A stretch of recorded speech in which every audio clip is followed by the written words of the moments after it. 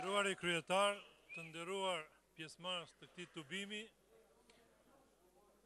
vëllezër dhe motra, kam nderin dhe kënaqësinë që gjendëm mesin tuaj, si dhe ju falenderoj për mbështetjen e fuqishme që më jepni. Kudo që shkojmë, hasim në një atmosferë të këtillë, pra në prezencë të një numri të madh të qytetarëve tanë, që flet për një klim krejt ndryshe nga ajo që e kemi pas më herët, dhe kjo më jep siguri se ne do të ngallënjemi si më 13 prill ashtu edhe më 27 prill. Ti je kandidat i mundshëm për kryetar shteti, është nder dhe respekt, por është edhe një barë e rëndë. Mirë po, unë pranova kandidaturën për një qëllim, pra që të mundsoj shqiptarëve të kenë një kandidat shqiptar për cilin do të votojnë. Ju e dini se nga për kryetar shteti jemi 4 kandidat, 3 maqedonë dhe 1 shqiptar. Kjo për herë të parë ndodh në historinë e këtij shteti që shqiptarët kenë mundësi të votojnë vetëm për një kandidat shqiptar. Për momentin jam unë ai. Ju e shihni se në këtë rrugë ne kemi pengesë. Ali Ahmeti ka dalë me një qëndrim se duhet bojkotohen zgjedhjet prezidenciale, madje edhe u ka thënë porosi shqiptarëve, rrini në shtëpi, më 13 prill mos dini të votoni. Unë mendoj se sot nuk jemi viti i 45, as i 2001-shës, por jemi viti 2014, kur shqiptarë nuk punojnë me direktiva, nuk i ndëgjojnë direktivat, as më pak i ndëgjojnë direktivat prej personit i cili erdhi me gjak 2001-shën këtu, morën qaf 503 shqiptarë, shkatroi 5000 shtëpia shqiptarësh dhe bëri dëm 3 miliard euro shqiptarëve. Dhe 10 vjet pra në pushtet, asnjë projekt kombëtar nuk i ka realizuar. Andaj, kjo më jep shpresë se shqiptarët veç e kanë qartë se ka duhet të orientohen. Orientimi i shqiptarëve duhet të jetë për Partinë Demokratike Shqiptare, natyrisht më 13 prill për mua, kurse më 27 prill për Partinë Demokratike Shqiptare. Ju faleminderit dhe urimin.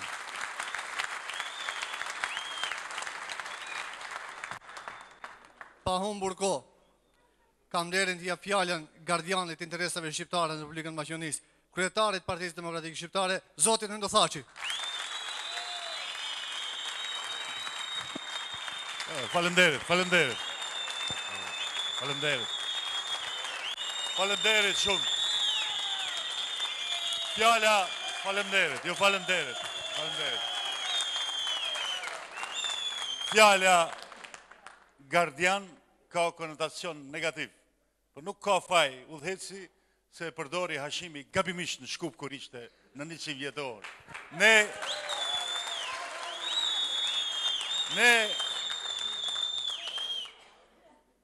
Unë dhe kandidati jonë për deputet kemi shumë gjanat përbashkëta, flokët i kemi të thime, po unë jam stomatolog, para 2 muajve kam vendos 8 implanta dham, e kam ditë se do dalë kandidat për deputet, a i ka vendos për endes i ka përfundimtare, që kështu në parlament do të shohim me dhamë 3, sigurisht.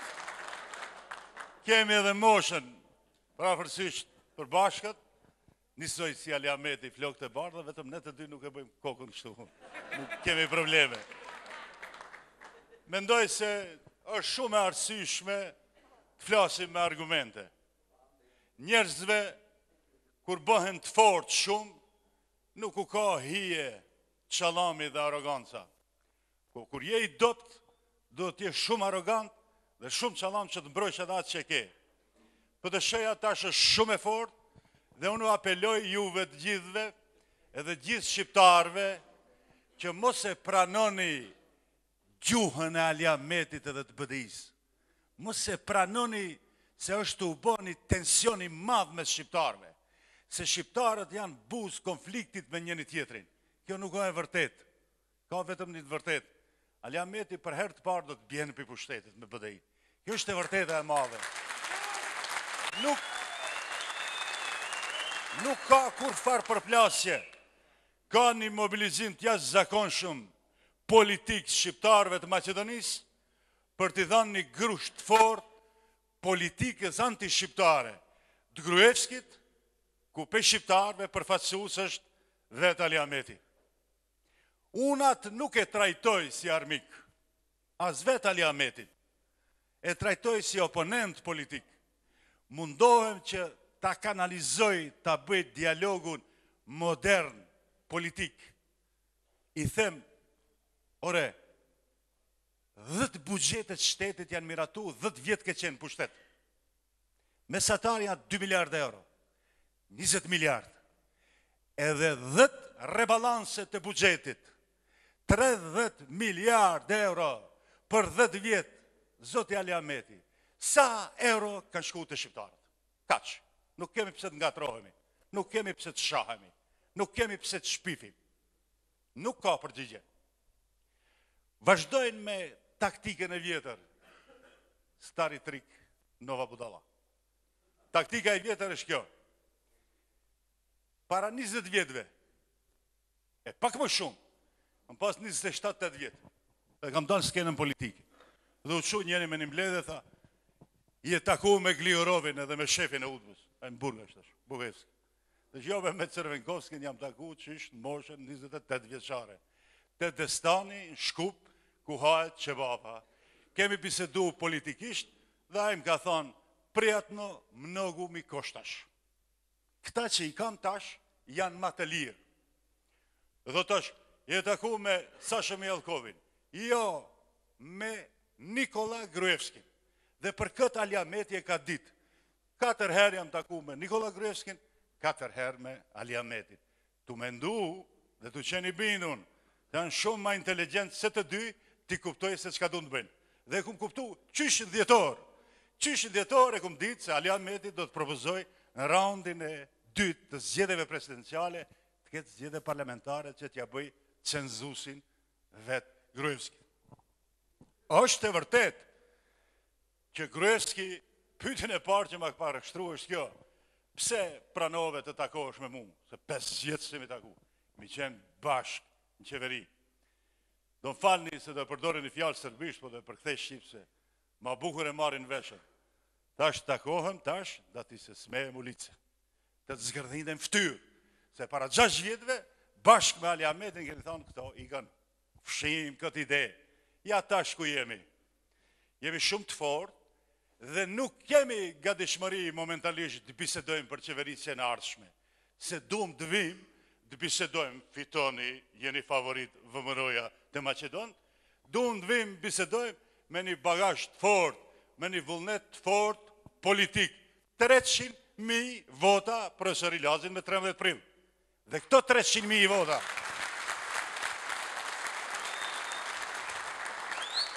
të nderuar miq, kanë mesazhe politike në vete. I kam pas pedagog shkollë mesme. Pse lunaj me njerëzit, unë nuk luj me njerëzit. Ka marrë një detyrë serioze. Do t'jetë faqebar bashkë me ne, se mesazhi politik është ky. 1. Po mos kishim nxjerrë kandidat shqiptar. Kjo qeveri vepron me represion të madh. Mos t'i përsërisë, e dini. S'ka pilar qajtore që si arasin dënimet, upravë një periodi, policia, ndjekjet, lokale të kështu me radhë. Këtë legalizon edhe partia shqiptare që janë pushtet. Ky presion i madh do të përfundoj këtë votuesi i thjesht, mora Daglasash dhe na që jetë kandidat, që të shpëtosh. Qa do bëj i shkreti, nuk ka fajaj, ngell pa buk, që thot ju s'keni kandidat shqiptar. Jo, këj thot tash, kemi këtë shqiptar, do votoj për këtë. Se në ngetë. Jo është mbrojtje për njerëzit. Kandidatura profesor Ilazit është mbrojtje për shqiptarët. është faqe e bardhë që nesër me 14 prill, nëse një pjesë e madhe shqiptarëve do kishin dalë të votojnë për kandidat Macedon, mos shiqem njëri tjetrin ditën e 14 prill, kush më vot bash, kush voton këto 40.000 voton për Ivanovin, 30.000, 50.000 për Pendarovski. 2.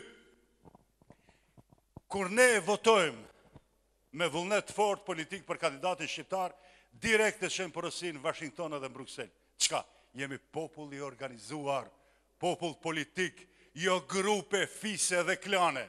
Kemi kërkesa kolektive politike. 3. Mesazhi politik i shkon kryeministrit Gruevski se tash do të kesh punë nëse do të ngrisish qeveri me një forcë politike mas cilës që ndrojnë 300.000 shqiptar madhor. Cili është qëllimi jonë? Të ardhëzojmë pe pushteti Ali Ahmetin dhe mos ta prekim asnjë shqiptar tjetër. As polic, as administrator, as profesor, as pedagog, asken. As gjykatës, as prokuror. Hapur ju bëj apel të gjithë ju shqiptarë që janë në institucione.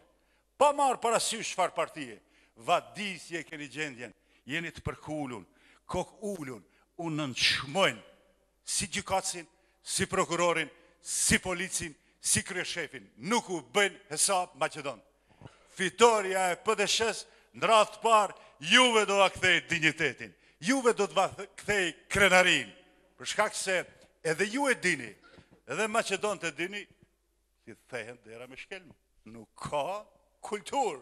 Nëse nuk pranon raportin e ortakut me PDSH-n, raportin e partnerit, nuk funksionojnë institucionet. Dallimi është shumë i qartë.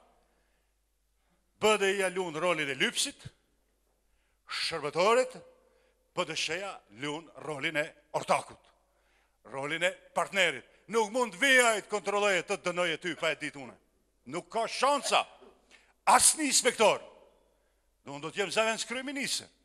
Ai që i përfaqëson shqiptarët aty dhe nuk jam sjell dhe nuk do të sillem asnjëherë me hipokrizi, si thot ai, nuk e di, Ali ma kanë mshel lokalin, bukën e gojës e siguroj. Thot se di s'kam çka të bëj. Jo, unë e di, e marr përgjegjësi. Nuk mundet askush të bëj represion pa marr leje, jo prej meje, po për ligjit, a kujdestari ligjit nuk do të jetë vetëm Maqedoni. Kujdestari ligjit është edhe shqiptari. Nuk është e mundur. Neve të na penalizojnë me gjithë këto tatime, çka na kthejnë neve për tatimeve?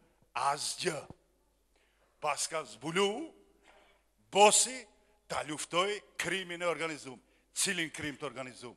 Shqiptarët veç bëjnë krim të organizuar, po, ja nuk është e vërtet.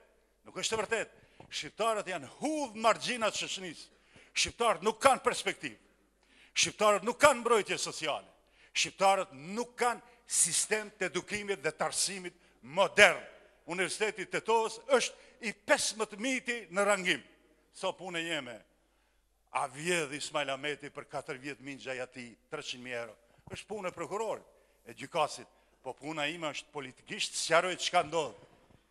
300.000 euro të Ismail Ahmetit vjedhin 30 milion që duhet të merë Universiteti Tetovës. Se ai thot, quti, ima shpari. Kum dhon pare, mbylle. Për ty, vetëm për ty ka kërkesa. S'ka për popullin tënd. S'është puna jon, deputeti i BDI-s, merë rogën njësoj si unë 1.500 euro, edhe një 500 euro për qeveris, dhe të pse përmend këtë, nuk më interesona e punë. Këto 500 euro që i merë kjo deputetja, i merë 5.000 ndihma sociale shqiptarve, se i thotë quti prap, nuk ka kërkesa politike për ju, nuk ka kërkesa kolektive, nuk ka kërkesa kombëtare. Po boll më është e palejueshme ta tolerojmë na tallë kolektivisht na nënçmoj. Politika e folklorit, politika romantike, e bëni flamur në kollari atje 50 metre. Po çfarë flamuri kur populli zhak të shku për idare? Kur populli tërësisht i pambrojtur. Cila ishte strategjia? Po kur të lenë pa buk, t'jeni sigur se s'na intereson as flamuri as gjua. Këtë e kemi shembull të fortë të bashkombasit tonë. Kur vishin ata për Shqipëni, na thë njëshin, na thë dyshin, thëshim ne këto s'dun as flamure, për se s'dojnë më në buk s'ka të aje. Ai nuk mund bjetoj. Boll ma me këtë politikën folklorike. Boll me politikën e mbjetesës. Kombi shqiptar ka mbjetu. Kombi shqiptar është i fortë. Në Ballkan janë mbi 7 milion, Shqipënia është NATO. Shpejt do të shkojnë në Union Evropian. Kosova është e pavarur. Neve nuk na duhet flasim për mbjetesa romantike. Neve na duhet mirëqenja. Duhet kemi mirëqenje. Mirëqenja sigurohet për buxhetit shtetit. Nuk sigurohet mirëqenja. Humb jetën një vlla në Zvicër dhe mban 4 vllazën këtu. Ose humb jetën 3 vllazën në Gjermani dhe mba këtë familjen këtu. Është shkatrim. Nuk mund të rezistojmë kësaj. Nuk mund të ndëgjojmë romantizmin e Universitetit Tetovës që e ka bë Ali Ahmeti dhe në atë universitet s'ka asnjë investim financiar që ai universitet të bëhet modern dhe prap floskullat romantike të ndëgjojmë se ne do hyjmë në Union Evropian. Si do hyjmë? Si pastrus. Nëse nuk kemi sistem të arsimit, të edukimit, të modern, të përsosur, perëndimor, ne do të bimë në të gjitha seleksionimet që të na bëhen si antar të Unionit Evropian. Këto çështje prapë edhe një herë tërheqin debatin politik aty ku duhet. Debati politik është ky. Nuk është debati politik shpifjet. Nuk është debati politik paska me nduthaçi pancir. Shkon pancir. Asnjëherë s'u bën pancir. Fotografim, kamerat, pe mas shpine se duket panciri. Kjo është problem psikologjik, neuropsiatrik i Ali Ahmetit. Se i thot ai, pe 93-shin u kemi dhanë kundërshtarëve të ati i urdhna. Thujni sa bashkëpunëtori i Arkanit, se kam dokumentin, dosjet që me kanë bërë. E deri sot, ky kur e sheh se ngull një thik mas shpine, nuk hin thika, edhe një thik s'ka, thot ka pancir. Ja, nuk është e vërtet. Nuk është me nduthaçi Superman me pancir. Faleminderit. Po është vetëm sinonim i një ideje të drejtë. Sinonim i një kauze të drejtë. Sinonim i një politike moderne. Zoti Gruevski mos mendo se u kry puna para 6 vjetëve, të rikëthy prapë PDSH-ja, prapë me nduthaçi, jo si i Zoti dhe jaftë, jo si njerëz shumë të fortë, po si kauze drejtë. Kauza e drejtë është këtu, ky shtet duhet tjetë edhe i shqiptarëve. Jo me shaka, jo me tallje, po në rend parë me lek, me pare të shtetit, državës, dhe më pastaj me të drejta tjera. Ky angazhimi jonë në këto zgjedhje ka një përparësi shumë të madhe. E para, u ringjall ky aspekt. E dyta, u deklasu një politik arkaike, e vjetruar, romantike, folklorike, nga të gjitha anët. Si deklasohet ajo politik? Ja sot, ju që ndishim me djumet, e patë se BDI-a pak e shajti Pendarovskin se frikë e madhe për i vëmëros. Frikë e madhe. Asgjë tjetër.